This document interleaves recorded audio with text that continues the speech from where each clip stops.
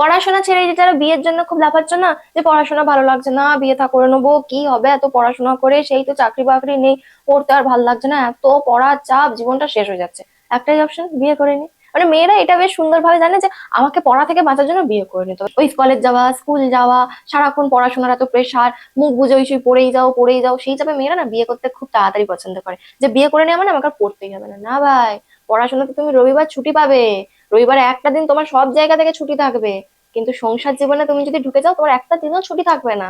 এই যে তুমি বসে আছো, মা মুখের সামনে এসে খাবারটা দিচ্ছে, এটা না এই পড়াশোনা করাকালীনই হবে নিজের বাড়িতে। ওই যখন বিয়ে করে চলে যাবে শ্বশুর বাড়িতে, কিচ্ছু হবে না। এই যে তুমি ভাবছো পড়াশোনাটা প্রচুর চাপের, সংসারের চাপ যখন পড়বে না তখন বুঝে যাবে পড়াশোনাটাই ভালো ছিল। ওই স্কুল যাওয়া, কলেজ যাওয়া, আবার এসে মুখের সামনে খাবার রেডি করা, নিয়ে খেয়ে নেওয়া, আবার রাত জেগে জেগে পড়া, এটার আলাদাই মজা গো।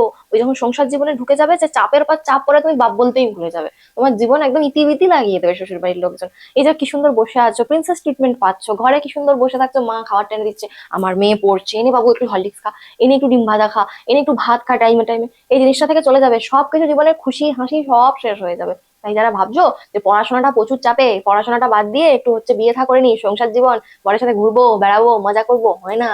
ওটা না সিনেমাতেই লাগে, ওটা সিনেমাতেই সম্ভব, বাস্তব জীবনটা অনেক কঠিন।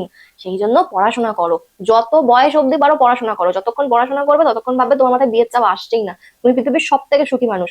পড়াশোনার চাপ অনেক ভালো সংসারের চাপের থেকে। ওই যে পড়াশোনার ভয় ভাবছো বিয়ে করে নেবে, পড়াশোনাতে একদিন ছুটি পাবে, রবিবারটা সব জায়গা থেকে ছুটি, সংসারে দিন রাত্রি 24 ঘন্টা খেটেও তোমার ছুটি হবে না।